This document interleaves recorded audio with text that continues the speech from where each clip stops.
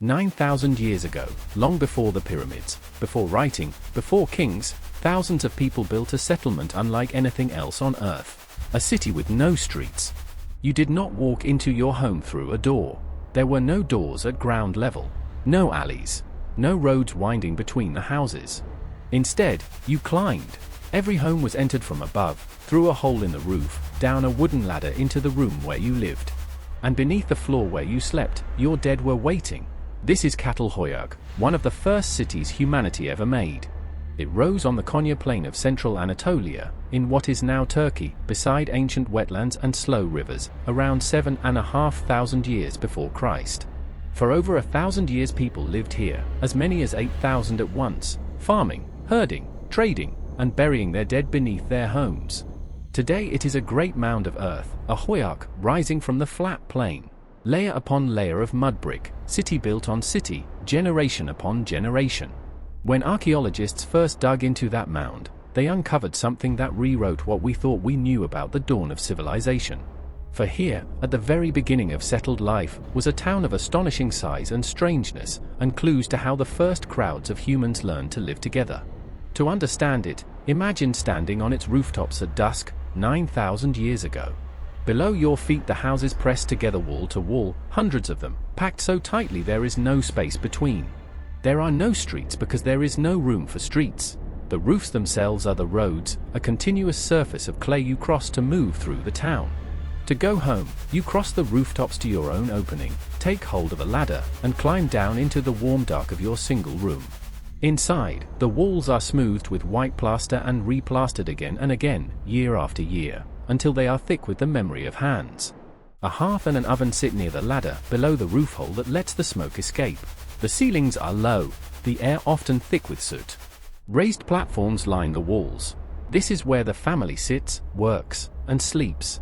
Almost everything happens in this one small room. There are almost no windows. Light comes from the roof opening and the fire. Each home is a private world, sealed from its neighbors. And yet every house is nearly the same size, nearly the same shape. No mansions, no hovels. In Catalhoyuk, almost everyone lived alike. By day the rooftops came alive. Here people cooked, made tools, wove, talked, and worked in the open air under the wide Anatolian sky. They were among the world's first farmers. In the fields beyond the town they grew wheat and barley, lentils, and peas. They herded sheep and goats, and kept cattle, great long-horned descendants of the wild aurochs that still roamed the plains. They ground grain to flour on stone querns, baked bread in clay ovens, and stored their harvest in tidy plastered bins inside their homes. And they were traders. From the volcanoes of Cappadocia came obsidian, black volcanic glass chipped into blades sharper than any stone knife. Obsidian from Catalhoyuk has been found far away, carried along trade routes that stretched across the ancient Near East. They made pottery and baskets, wooden bowls, bone tools, and beads of stone and shell. A whole economy, thousands of years before cities as we know them. It was a life of work and skill and closeness, but it was also shaped by something deeper, painted onto the very walls of their homes. For the people of Catalhoyuk filled their houses with art, and that art is haunting. On the plaster walls they painted hunts, tiny human figures swarming around enormous wild bulls, teasing and baiting the great beasts. They painted leopards and vultures with vast wings. In one scene, the great birds descend upon headless human figures. And again they return to the bull. Into the walls themselves they set the horns of aurochs, rows of curving horns rising from benches and pillars. These horn installations, called bucrania, turned a simple room into something charged and powerful, a space watched over by the beasts of the wild. Some rooms held far more art and more burials than others. Archaeologists call them history houses, homes that carried special meaning across generations.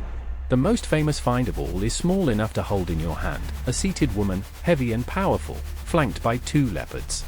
Once imagined as a great mother goddess, she remains a mystery, a figure of fertility, of power, of a spiritual world we can only glimpse.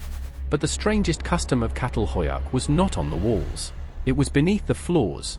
When someone died, they were not carried away to a cemetery outside the town. They were buried inside the house, beneath the very platforms where the living slept. Under the packed clay floor, curled on their sides, generations of the dead lay close beneath the feet of their descendants. The living slept above their ancestors, night after night, the family's whole history held in the ground beneath the bed. And sometimes, long after burial, a skull would be lifted from the earth again. The people plastered these skulls with clay, modeling the face anew, even painting them, and kept them among the living, an ancestor brought back into the home. To us it seems eerie. To them it may have been love, a way to keep the dead present, part of the family, never truly gone.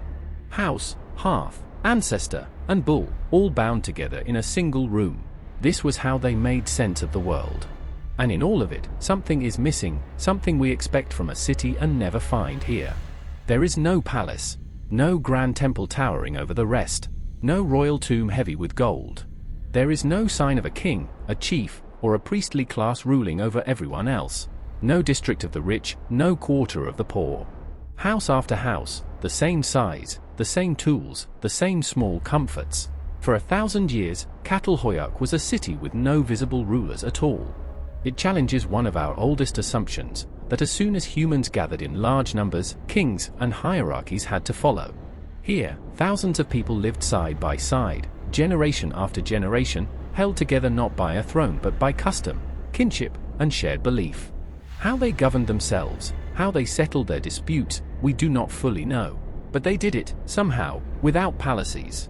It may be one of the great early experiments in human equality, a crowd of people choosing, in their own way, to live as equals.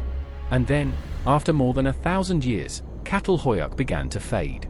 Around 5700 BC the great town was slowly abandoned, its rooftops falling silent, its houses left to the wind and the rain.